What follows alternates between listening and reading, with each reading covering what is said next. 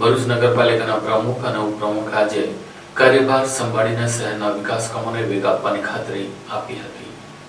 ભરૂચ નગરપાલિકાના નિયુક્ત પ્રમુખ તરીકે દેવેન્દ્રસિંહ વસાવા અને ઉપપ્રમુખ તરીકે રિચિતા મોદીએ આજરોજ વિધિવત રીતે પોતાનો કાર્યભાર સંભાળ્યો. નવા હોદ્દેદારો શહેરના વિકાસ કાર્યોને વધુ ગતિ આપવા અને જનહિતના પ્રશ્નોને પ્રાથમિકતા આપવા પ્રતિબદ્ધતા વ્યક્ત કરી. ભરૂચ નગરપાલિકાના નવનિયુક્ત પ્રમુખ તરીકે દેવેન્દ્રસિંહ વસાવાએ વિધિવત રીતે પોતાનો કાર્યભાર સંભાળ્યો. આ પ્રસંગે નગરપાલિકા ખાતે શુભેચ્છાઓનો માહોલ જોવા મળ્યો. નવા હોદ્દેદારોએ શહેરના વિકાસ કાર્યોને વધુ ગતિ આપવા માટે પ્રતિબદ્ધતા વ્યક્ત કરી.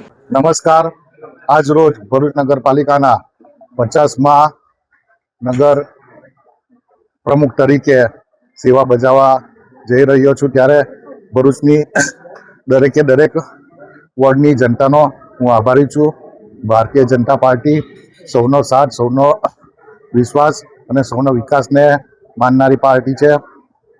દેશના વિકાસ પુરુષ માનનીય વડાપ્રધાન નરેન્દ્ર મોદી સાહેબના નેતૃત્વમાં ગુજરાત રાજ્યના મુખ્યમંત્રી ભૂપેન્દ્ર પટેલ સાહેબ, નાયબ મુખ્યમંત્રી હર્ષ સંઘવી સાહેબ, ગુજરાત રાજ્યના અધ્યક્ષ જગદીશ વિશ્વકર્માજીના નેતૃત્વમાં જે પણ વિકાસની યાત્રા ચાલતી હતી, એ વિકાસની યાત્રામાં અમને સાથે જોડીને ભરૂચ નગરપાલિકામાં દરેક વોર્ડમાં ભારતીય જનતા પાર્ટીનો પરચમ લહેરાયો છે.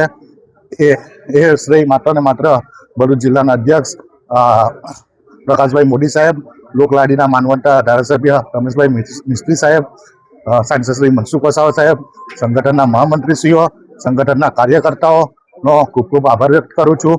ભરૂચ નગરની ભૌગોલિક પરિસ્થિતિ પ્રમાણે જે કંઈ પણ કામ બાકી હશે, અમે દરેક સભ્ય સાથે સંયુક્ત વિચાર વિમર્શ કરી દરેક પ્રશ્નોના નિરાકરણ લાવીશું અને ભરૂચની ભૌગોલિક પરિસ્થિતિ પ્રમાણે જે કંઈ કામમાં અડચણ હશે એ પણ પૂરી કરીશું.